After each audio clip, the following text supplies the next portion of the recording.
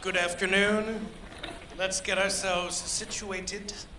Welcome back to Great Decisions. If you've never been to Great Decisions, this is a series that we do every winter here with PSU and World Oregon, and I am the Director of Programs at World Oregon, and my name is Tim DeRoche, and this is the 10th year I've been doing this crazy thing, and it's great to see some of you back year after year, week after week.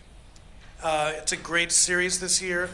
I just, as a heads up, if you're coming next week, I know I mentioned this last week, we will not have a speaker. We'll be watching the Great Decisions PBS series narrated by David Strathern, who has a much better voice than I do, and I'm very jealous of that.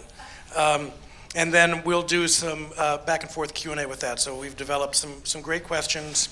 Aeneas, my trusty intern, helped with that. And so just bear in mind, there's no speaker next week. As per usual, the big thing on our minds at World Oregon, other than, well, the world, is the International Speakers Series, which kicked off last month with Samantha Power, continues next week with General H.R. McMaster. And I have to say, Derek Olson and I had a conversation with him yesterday on the phone, because we like to talk to everyone ahead of time and tell them a little about Portland and what the audience is going to be like. And you know, don't expect softball questions, because these people are smarter than anyone who lives in the Beltway.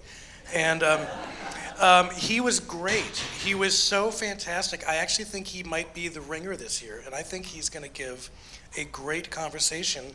And so think about tough things you want to ask him if you're coming to the event, because he said there is nothing he will not shy away from, because you know he is a career military dude. So anyway, so that's next week. Single tickets are available through the Portland 5 box office. It's portland5.com. We would love to see you all there if you don't already have tickets. Another thing that I brought up last week, which I'm bringing up again, is we're turning 70 this year, which is a ripe old heritage age for the organization to be. We were founded in 1950 in a moment very much like one we live in. And we're going to be doing an exhibition of our archives and our history at the Oregon Historical Society starting in April. And we're looking for memories, photos, plaques, action figures, I mean, you name it. So if you have historically significant things, like we found pictures of Gerald Ford in 1977 speaking to our members. That's pretty significant. Gorbachev standing on the stage at the Schnitzer, pretty significant. But if you've got something lurking around, email me, let me know. The other thing we have coming up is we host a lot of youth. I think you know this. We host a lot of international visitors every year. And we've got Argentine and Chilean teenagers coming next month. We do not need homestays for them, but in April we have a group of Pan-African youth leadership participants. We just got the countries, and I can't remember what they are, but they're Anglophone countries. We're looking for homestays for these youth.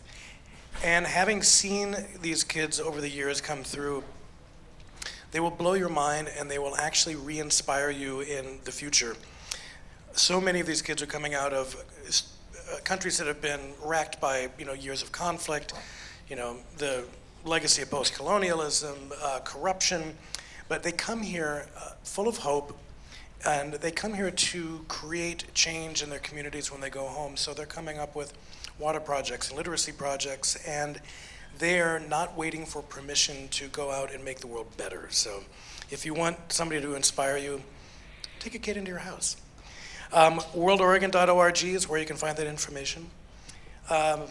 The first 4 weeks of the series are up on the YouTube. If you go to our YouTube and search for World Oregon, if you want to revisit the greatest hits from the series, you can do that.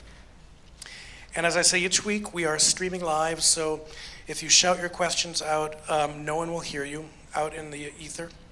But Derek and I will be walking around with questions when we get to that point, and a reminder that a question is 30 seconds or less and has a question mark at the end of it. This is not the place for pontification, manifestos, or missives. Plus, I know you all have questions. Brings us to today's speaker. Pam Dixon is the founder and executive director of the World Privacy Forum. a public interest research group known and respected for its consumer and data privacy research. And as I joked earlier, their address is in Lake Oswego, and they're clearly doing such a good job, I had never heard of them. So, an author and a researcher, Dixon has written groundbreaking studies in the area of privacy, including The Scoring of America, a report on predictive analytics and privacy written with Bob Gelman. She's also written influential reports on medical identity theft, as well as the One-Way Mirror Society, a report on digital signage networks, and a series of reports on data brokers, among others. She's written 9 books, including titles for Random House Times books, among other major publishers. And her most recent book, Surveillance in America, was published in 2016. She's written numerous other influential studies, including studies in the area of health, financial online, biometric, digital signage, and workplace privacy, all of which I'm sure she's going to explain to you, because it does sound like some sci-fi stuff, doesn't it? She was formerly a research fellow with the Privacy Foundation at Denver University's Storm School of Law. She researched while she was there and wrote about technology-related privacy issues. She has testified before Congress and federal agencies and speaks internationally as a leading privacy expert. And gol darn, this community is glad to have her in it. So let's give her a big hand. Good afternoon, I think it is now. It is such a pleasure to be here, and it's a rare honor to be able to speak to Portlanders. I live in Portland. I've been here for 4 years. I've lived a lot of places, including India, and kind of all over the world. I'd like to say a little bit about my area of expertise and the World Privacy Forum. So the World Privacy Forum, we were founded about 25 years ago. And our mission and purpose, we are a public interest research group. We conduct very in-depth multi-year studies in privacy. And we look at issues that are just around the corner. And we try to bring a lot of factual basis to those issues and inform the public and policymakers about that. So we're very proud of some of our really big work. Medical identity theft. I was asked to, in the early 2000s, I was asked to testify before a congressional subcommittee about the potential privacy risks in interconnected health networks that were digital. And I thought, I wonder if there's identity theft in these, medical networks. So I did a search, and I typed in medical identity theft, and literally no results came up. And I thought, oh, well, I'm going to look into this. So I did look into it. And I testified about it, and the chairman of that committee came to me and said, you've got to write about it. So I did.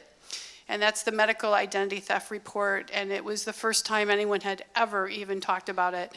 And as a result of that report today, you are notified when there's a medical data breach, and that's what our report did. And after 7 years, we finally got Social Security numbers off of Medicare and Medicaid cards.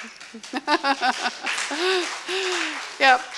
So I may not be well known in Oregon, but let me tell you, I hope we've had a really positive impact on all of your lives in that way. The other work that we've done a lot of work in the US, but we've also done a lot of work overseas. So I've actually done a lot of work in India.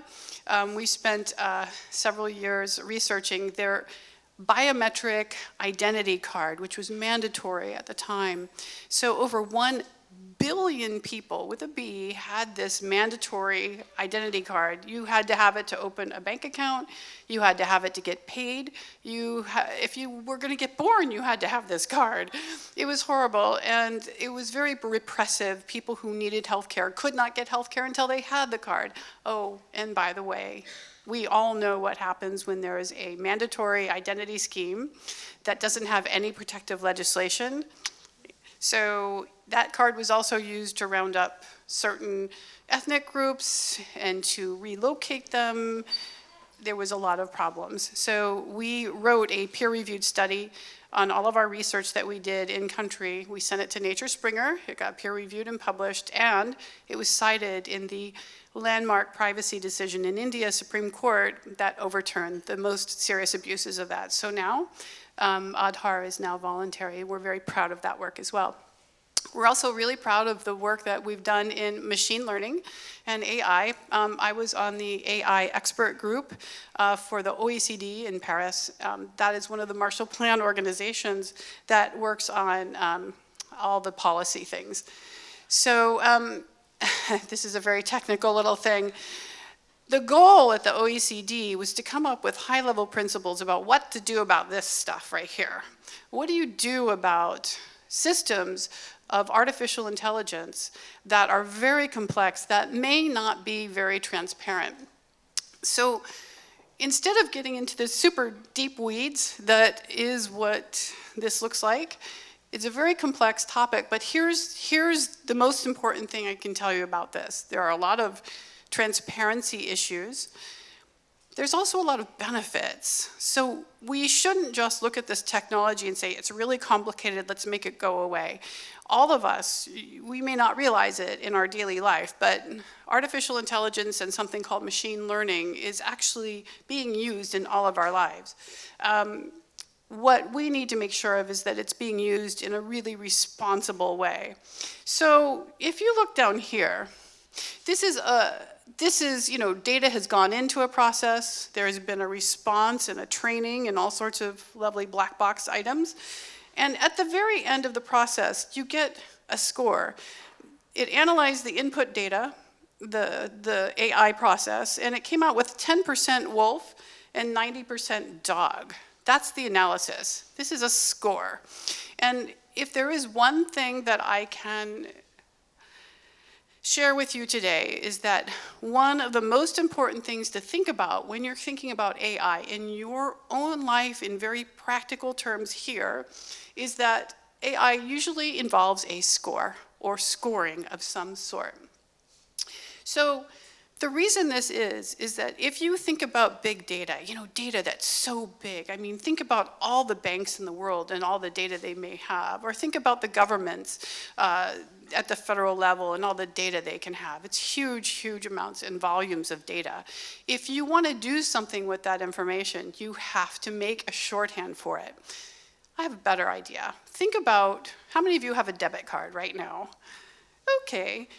Think about this. How many of you look at what you've kind of done with it online and see all your purchases?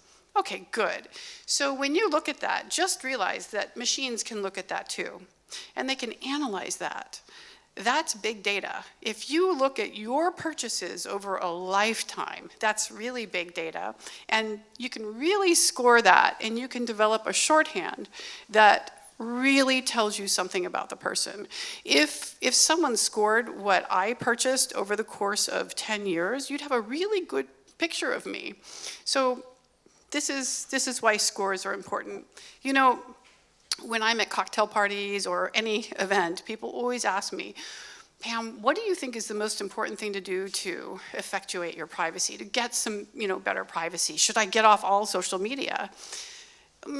That's your personal decision, but what I say is that take a look at what you're buying and how you're buying it. This is, your purchase history is actually a very important thing to take care of. So we spent 7 years looking at something called scoring, and we wrote a report. It's called The Scoring of America. This is really, this was a very groundbreaking report in 2014. We wrote about stuff that really no one was thinking about yet. And we looked at AI and privacy kind of mashed together. So let me give you some examples. How many of you are aware of something called a Frailty Score? Okay, you know what that is. A Frailty Score predicts how sick you are. And if, when you leave a hospital, what your likelihood is of actually not surviving it. And this score has shown up in certain marketing materials. And so that is why we caught on to it. If the score is used in the health context, it can be used in a very beneficial way. If it's used in a marketing context, it's a real problem. How many of you have heard of a credit score? Okay, great. A credit score is a score we're going to be talking about a little bit later.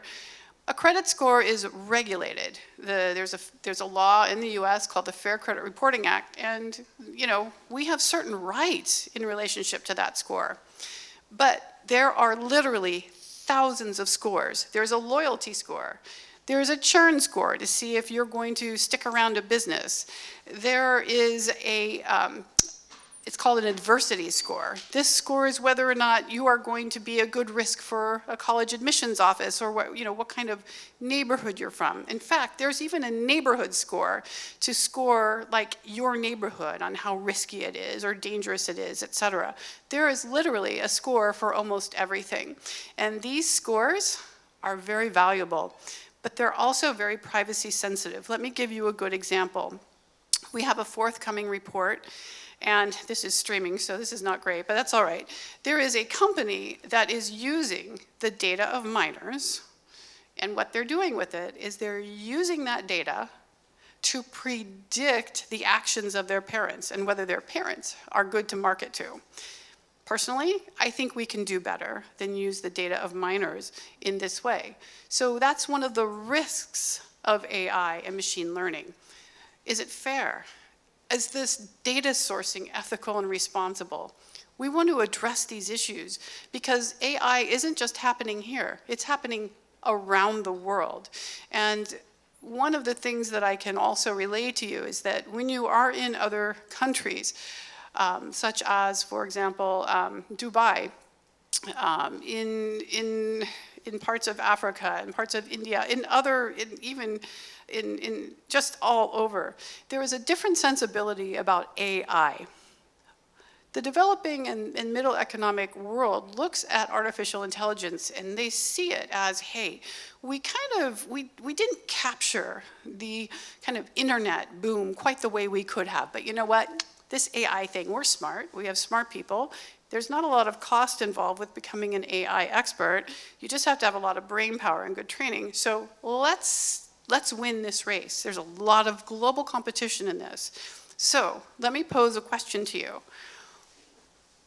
What do you do if you want to have ethical AI? How do you compete with a country that doesn't care if that AI is ethical? So let me give you an example of what I'm talking about, and then we'll move quickly through some stuff. So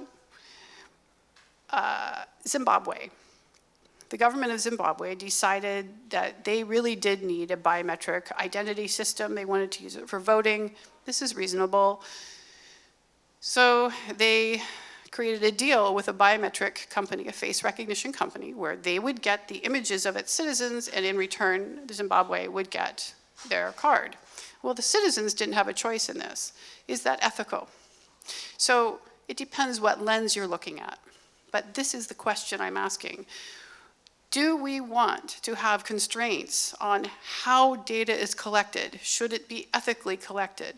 Do we want to have constraints on what can be scored? Can we score ethically the data of minors?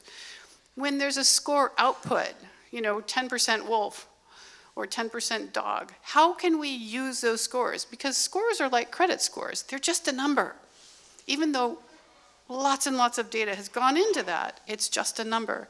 And if we have a number attached to us, that becomes an issue because it becomes part of us. So let me run through some stuff. All right, first off, key thing. When people talk about AI, they think an algorithm. Really? Let's update that. Really, what we're dealing with now is networks of algorithms.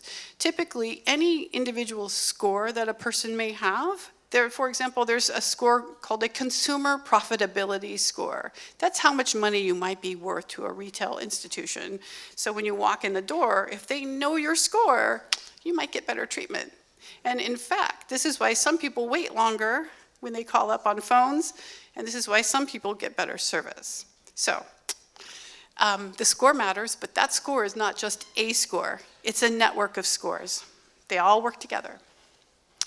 So what are some of the additional problems in specificity, and what are some of the solutions? Let's move to that.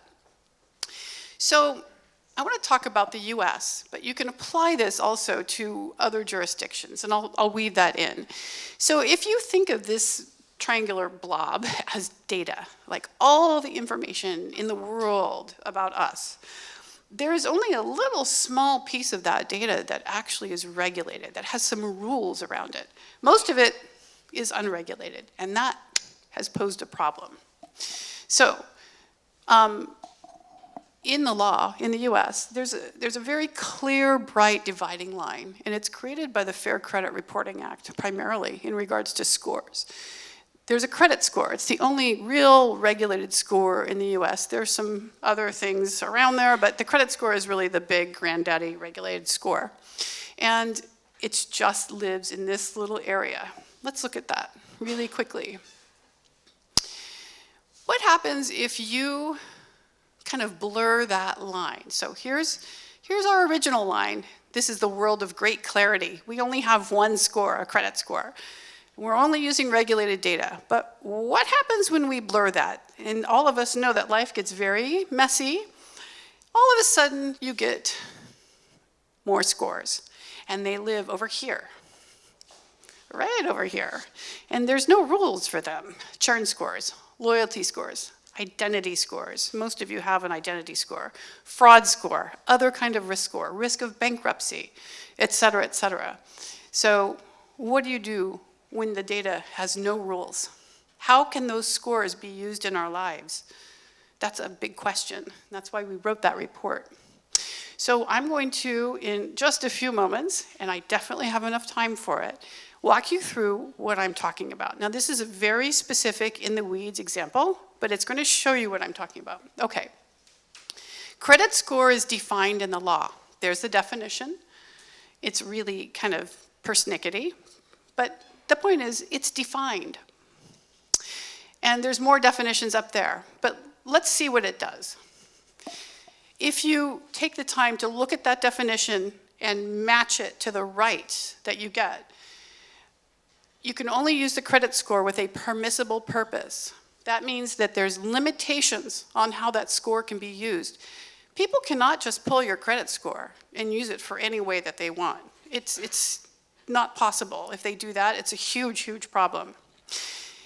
If there's a problem with your credit score, you get something called an adverse impact notice. People who are victims of identity theft really had problems with this before there were identity theft prevention laws. So that's transparency. We know if we have a bad score. Do you know that it wasn't until the early 2000s that, we could not see our credit score. That's unimaginable, but we now have transparency. We can see our score. If your score is 400, you want to know. If your score is 800, you want to know. No matter what, you want to know. And then if someone has not done the right thing, maybe there's an error in your credit bureau report or some error or problem, there's accountability. You can get a correction. You can take other actions to get redress. So this is good. There's a score, but there's accountability. The credit score is AI. AI is not new. It's been around since the 50s. It's just that we're kind of catching up to what's already been going on. The credit score is a great example of AI in action. Okay, so this is just how you cure the harm, how you have the rights. It's a good system. It's not perfect, but it's good. So that's regulated data. The credit score, there's a law for that. But what about the thousands of scores that use unregulated data? Well, how many of you have seen data broker data cards before? Okay. There's a group of companies called data brokers, and the way they primarily make their living is by acquiring and analyzing consumer data. So this is just one example of the thousands of lists that are available. So all of this stuff I was talking about with, when you use your debit or credit card, if you're not paying in cash, it's very likely that all of this stuff can come out. And then there's just basically pretty much all the digital breadcrumbs that we leave from just simply living our lives in a digital world. This is the result. So for example, lifestyle, cable TV viewing. Ooh, buys pre-recorded videos. Do you read books? There's even huge lists of what books people have purchased, including religious books. What have you bought? Ooh, are you investing in real estate? Do you collect stamps? What's your loan to value range? That's just annoying. And I highlighted that the personics up there, I don't know if you can see it, but it's a market segmentation. That means, who are you? Are you a white picket fence person? Are you mature? Are you an urban dweller? Are you, potentially, living in poverty? All of this stuff is just up for trade. I don't particularly like that. Hispanic country or county of origin, it's not okay. But this is unregulated data. We've worked really hard to try to get some rules around this. It's been difficult. So, what do you do? So AI is very effective. And about 4 years ago, there were just really profound advances in machine learning in something called convolutional neural networks. All right, pretend I didn't say that big thing. But they're called CNNs, and basically there was huge advances in how machine learning works. It made it very predictive and very accurate. So you can take like 1,000 pieces of data about a person, churn it through machine learning and AI, and spit out not a regulated credit score, but an alternate credit score. It's called an aggregate credit score. It's not regulated by the Fair Credit Reporting Act. The reason is because the Fair Credit Reporting Act applies to a single individual. It does not apply to a household. So the way that these new kinds of credit scores get around that is they apply it to a household, not an individual. So we all have these aggregate credit scores. And here is one of the products. It's a FICO. It's called an, how many of you have heard of Fico Score?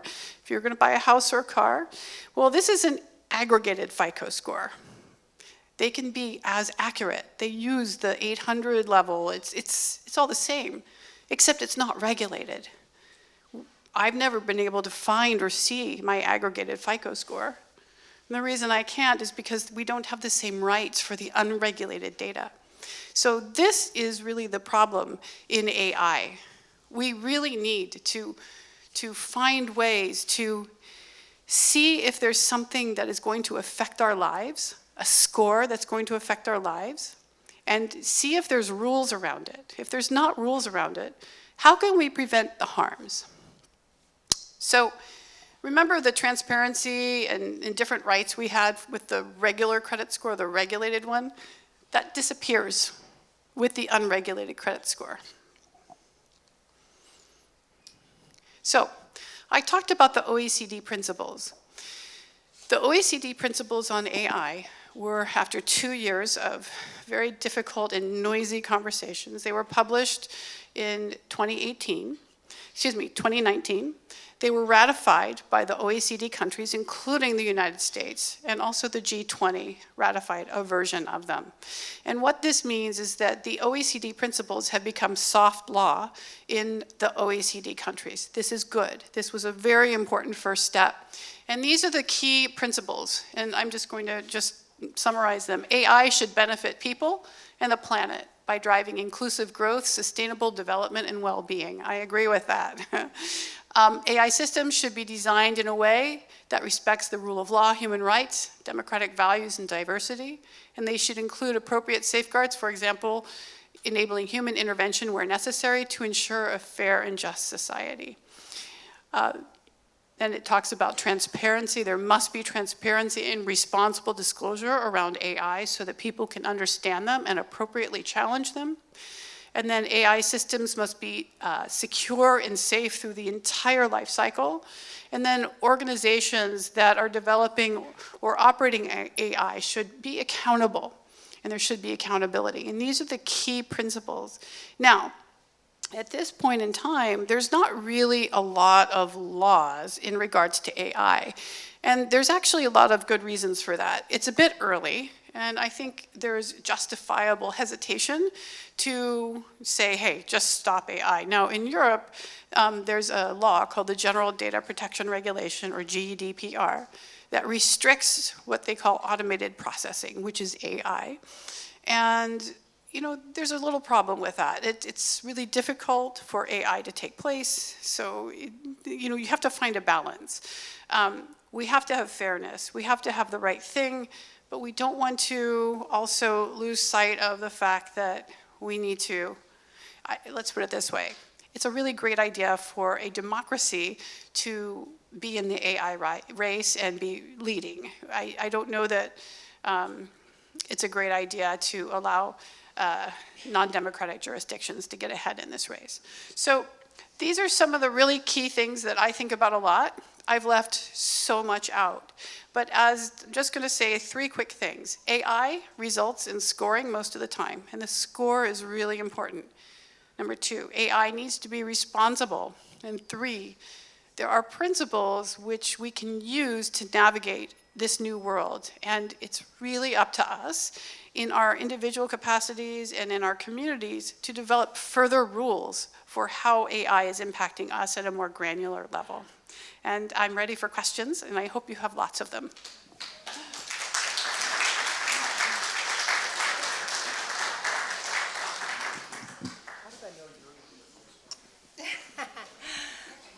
Oh boy, I've been following your work for a while. I would like you to comment on some of the revelations about facial identification with the Clearview product that Peter Thiel is funding. Okay, well, thank you. Thank you for your question. So one thing I did not mention is that we've, and you know already, we've spent an awful lot of time doing facial recognition work and work around biometric systems. So, Clearview Ai. Let's discuss Clearview Ai. First, let's do a level set. How many of you know what Clearview Ai is? Okay, so just a super quick recap. It wasn't too long ago, was it February 7th? The New York Times in early February, or was it late January? Okay, the New York Times in the past few weeks published an extremely important article about a facial recognition company called Clearview Ai. Clearview Ai, what they have done is they have gone to publicly available images on websites, and they have scraped those images and brought them into their biometric databases, their facial recognition databases. Now, there's a really big problem here. Let's talk about schools. If you are a school, a lot of schools, in fact, actually I can tell you a number, just about 50% of schools that we've studied at least post or include photographs of students on their websites. Now these websites are typically not password protected, and these images are open to be scraped because they're public information. So, do we want the images of minors in a facial recognition database? And my answer is no, we do not. I think we need a bright line there. That's my first response to the Clearview Ai issue. The second response I have is, we have a really significant problem here. And here's the problem that I see. There are people and organizations who believe we need to allow companies to scrape the web because that's their right. But what do we do about the issue of purpose? You know, when we put our photos online, we don't expect them to be used in a facial recognition product that's then sold to law enforcement. No one expects that. At least, I don't think most people do. So where's the line between these two polar opposites? Personally, I think that we need very, very clear legislation that prevents the acquisition of public images, particularly of minors, for use in any facial recognition system. There should be some kind of clear prohibition on this activity. This is not okay. We need to do better for kids. We must do better for kids. Now, for all the rest of us, if we have knowingly posted our photo on an open space online, there is a potential argument that we've done so knowingly. However, I would still say, my question is this: is it okay for all of our images to be commercialized and then used in ways that we never expected? My answer is no. And I think the ethical thing here is, you know, companies that want to do facial recognition, they can do that, but they need to do it with consent, because this is data of people being used for a commercial product. This isn't just for academic study. This is a commercial product. So I found the Clearview Ai revelations very disturbing. So we have actually some work coming out on this very imminently. So I'll get your email address and I'll send it to you when we publish. Thank you for the question. Hi. As a data privacy regulation, you talked about GDPR, in the European Union, and we are now seeing in California, CCPA and other states kind of adopting that. Do you see at some point of time a federal regulation in the U.S. Coming down the road? And the second part of the question is, when you look at innovation in Europe, there hasn't been a whole lot of, on one hand you have data privacy, but there hasn't been a whole lot of innovation. Like the only technology company that I can think of in the last few years is Spotify. And meanwhile, China is using AI for innovation, like very, very rapidly moving progress. How do you balance the two, and still stay competitive? Right, that was my question to all of you, because I think it's a very, very challenging issue, and I want to build on what you said. So let's talk about the data privacy regulations. So we are in a new time, and the time that we're in is incredibly important. So while the GDPR the GDPR is now 6 years old, okay, but it is a modern regulation. As of today, more countries outside of Europe have passed broad national-based privacy law than Europe. So for example, there are numerous countries in Africa that have now passed data protection regulation. Togo and Kenya passed regulations last year, and more will pass them this year. India has a very robust data privacy bill, it's an extraordinary bill, and I recommend every geek to read it. It's beautifully crafted, and there's so much good in it. So one of the things that I like in the Indian bill is that there is a very good balancing, and it's the best balancing I've seen, because they've come late to the party, and as a result, they've benefited from all of the thought. So they have really the most advanced approach right now, and that is that there has to be a balancing test. You can use AI, but you've got to use it responsibly and ethically, and that's the test that they're using, and I like that test, because you're right. If there is, and I call this what authoritarian, if you have an authoritarian government that's gathering images without consent, that data is a bit toxic. So what does it mean for countries and companies and people who want to be ethically doing this innovation? How do we do that? And I think you have to start with something like the OECD Principles, but then also work them into something more specific, more granular. But I agree with you. We can't just say, oh, AI is bad, it's dangerous, let's just let it go. That world, that has sailed away. We're in it, and we either compete to win, or I promise you other people will win the race. Other countries that may not have the same approaches that we do will win the race. Does that respond to your question? Okay. With this AI just mushrooming, and if we have a more open system to more benefit, doesn't that open it up for hackers too then? Can you give me another example of that? Not really. Okay. So let's talk about data security and AI. There are new techniques that are being utilized that actually use AI to create privacy. And they are very promising things that are happening here. I'm very encouraged by what I'm seeing.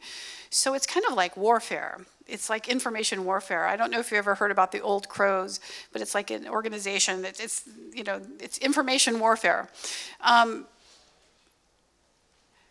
So let me give you an example. When systems involving a lot of data are built, I'm going to give you a real example. So there are a number of banks who do not want to have fraud in their system. In other words, they do not want to have people that are trying to steal money from all of us in their system.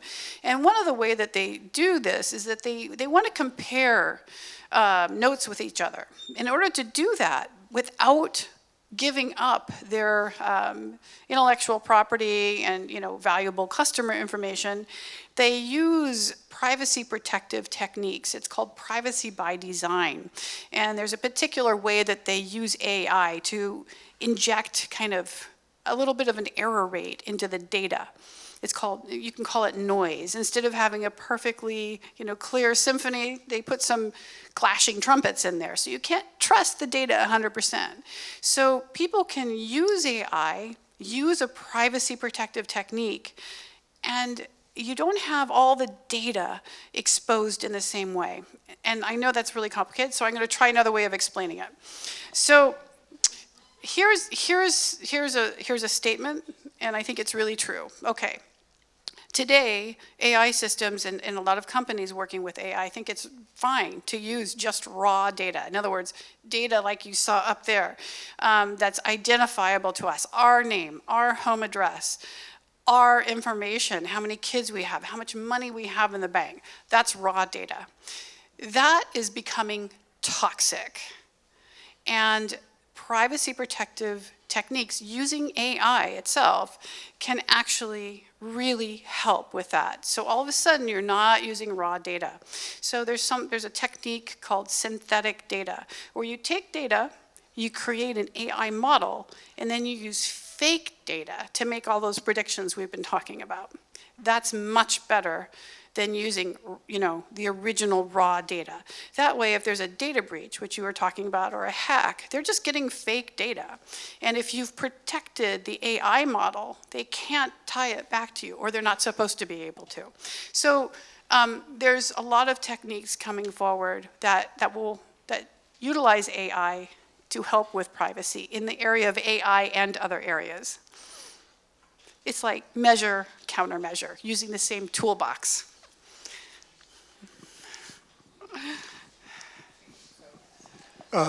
Thank you for your presentation. It's complex, but I won't say heartening, but transparent anyway.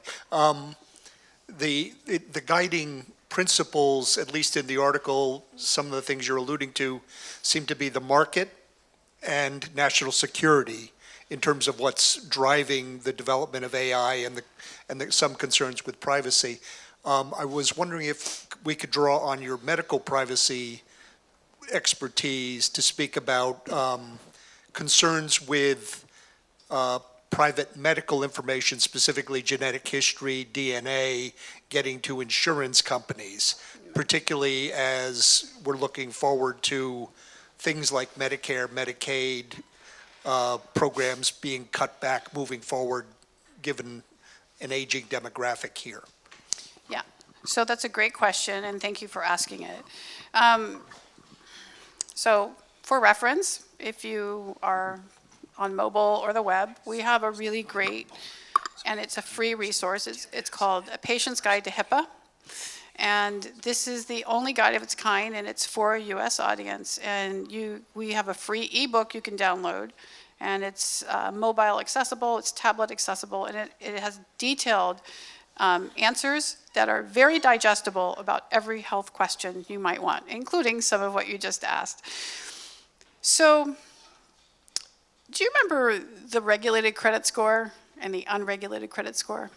The reason I showed that example is because that's a proxy for all of the information.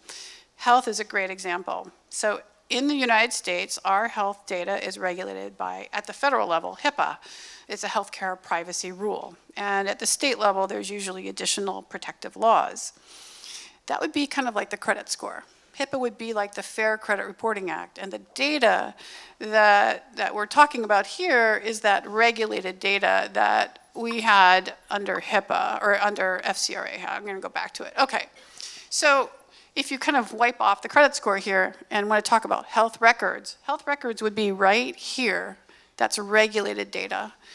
It is illegal in the United States to sell health records of patients. You can't do it. It is expressly forbidden. You don't do it.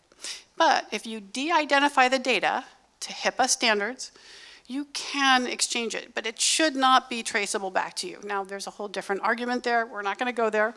But we've got to think about something here. You asked about insurance companies. What about this? So there is a lot of unregulated health data out there. Gym memberships. Gyms are not HIPAA-covered entities. A lot of wellness programs are not HIPAA-covered entities. What about all these watches and fancy smart gadgets we wear? They're usually not HIPAA-covered entities. There's a lot of health data running around that is not covered by HIPAA, and that's the kind of data that can go to an insurance company. Now, I do have a recommendation, which is please don't take direct-to-consumer genetic tests. Don't do it. Just say no. On that one, I think I can draw a really clear line. Genetic tests that are not performed under HIPAA are unregulated data. That's a problem. So let's look at the other slide, this right here. This is the messy area, and the messy area here exists for health data, and I'm going to give you an exact example. So when we were researching the scoring of America, we did a lot of work to find how health data was being scored. And we found a company, SAS, that had done a huge analysis of a national health plan's members. And the analysis was to predict how sick or how healthy those people were. And they didn't use health records. You know what they used? One guess. Retail history, what we've bought. So if you were lucky enough to use your credit or debit card and have a nice transactional history, and you frequently went to a sporting goods store and bought hiking or camping equipment, that's great. But if you use that same card and you went around and you purchased, for example, cigarettes, not so great. This data is unregulated data, and it can be used in AI and machine learning processes to be enormously predictive. You can really predict, oh my heavens, I had a conversation with an insurance actuarial, a guy who does this for a living, and I was drinking a giant latte, and he said, you know, there's an actual score for that. And I'm like, wait, this is almond milk. He said, there's a better score for that. Right, I kid you not.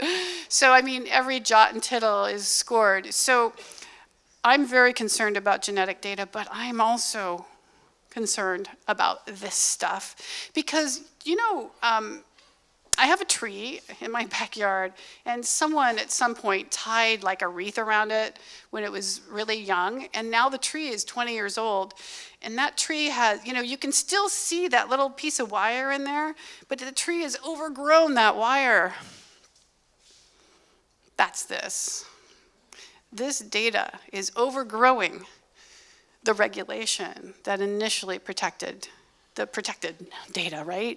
And we have to be careful of that. And there's not a good, clear answer yet, other than to ensure that there are processes in place where if there is a score that's meaningful about a person's life, that we use it with constraint, and when it's very meaningful, there should be some way of having some control. Health scores being used to determine health care, I think are going to end up already being regulated. I would imagine that to be the case.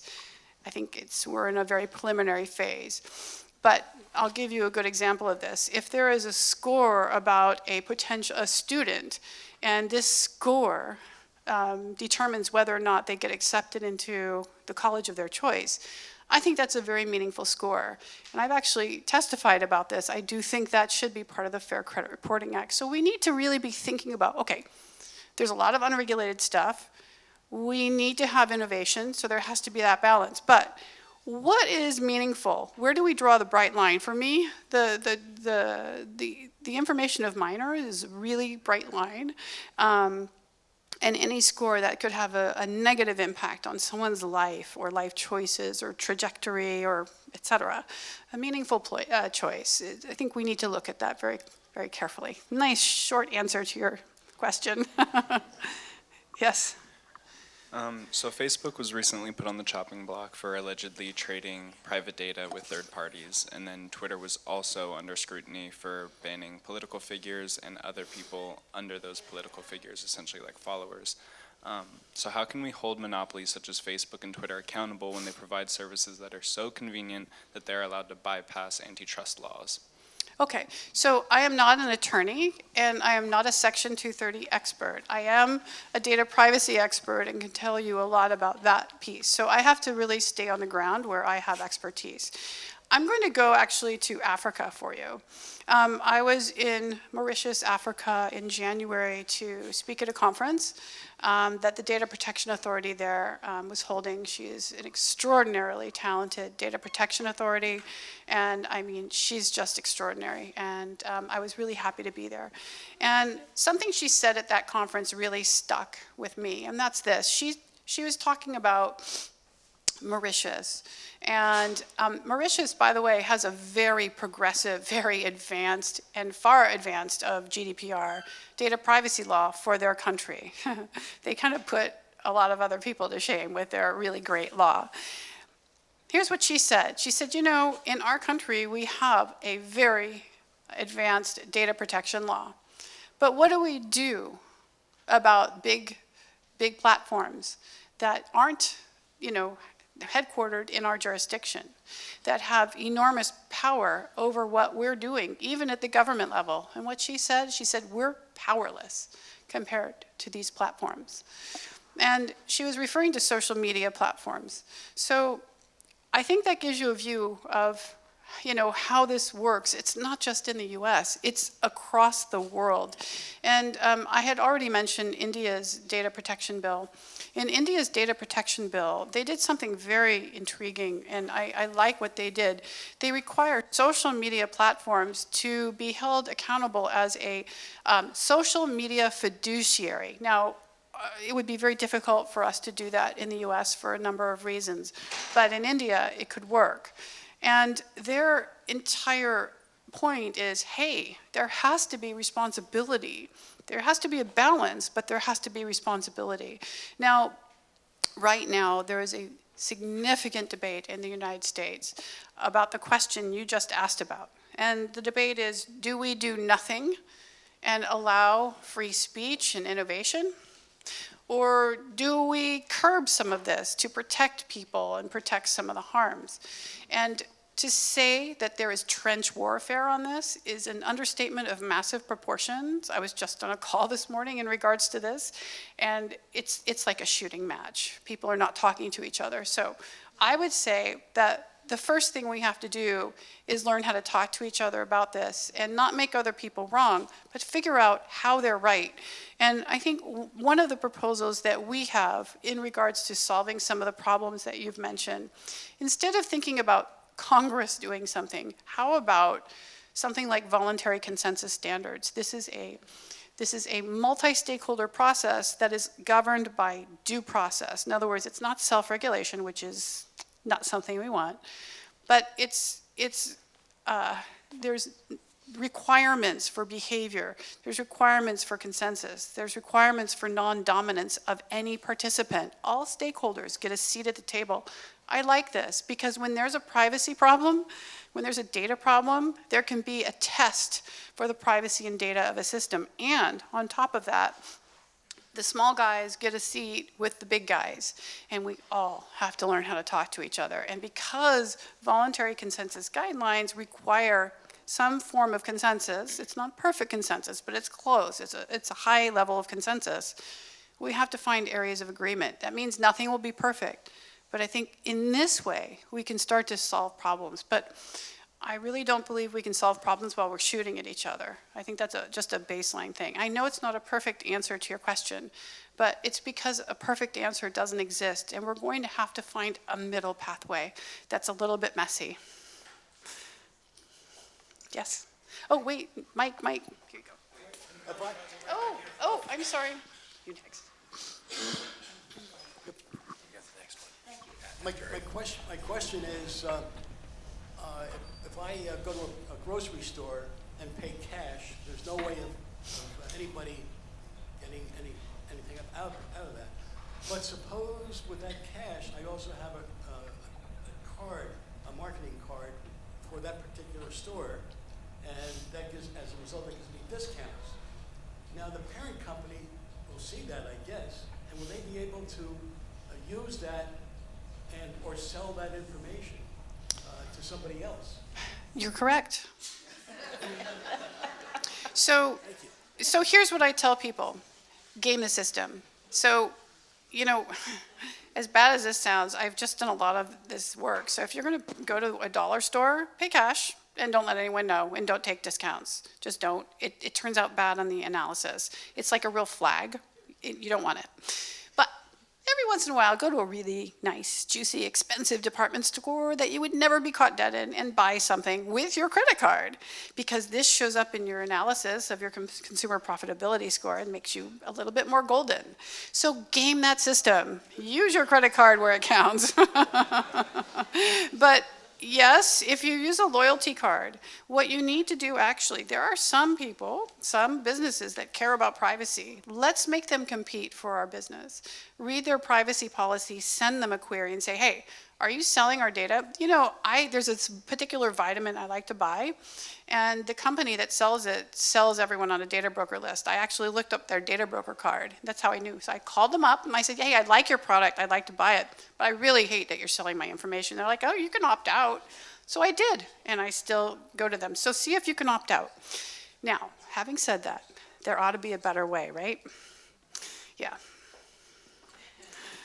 Can you talk a little bit about how AI is used in political campaigns and elections? Yes. So, okay. All right, we have 4 minutes for this. Okay. Yes, AI is used in political campaigns and elections. It has been. I think it really came to fore in the Obama campaign. That's when it really started to come out. I'd like to say something, though, and this is a really important thing. It's not just AI. Data has been used in political campaigns for as long as we know about it. It's just that the way data is being used has changed. I think that one of the things that's really been disturbing is the Cambridge Analytica issue. Yeah. That was disturbing. You know, yeah, there's not much I can say about that.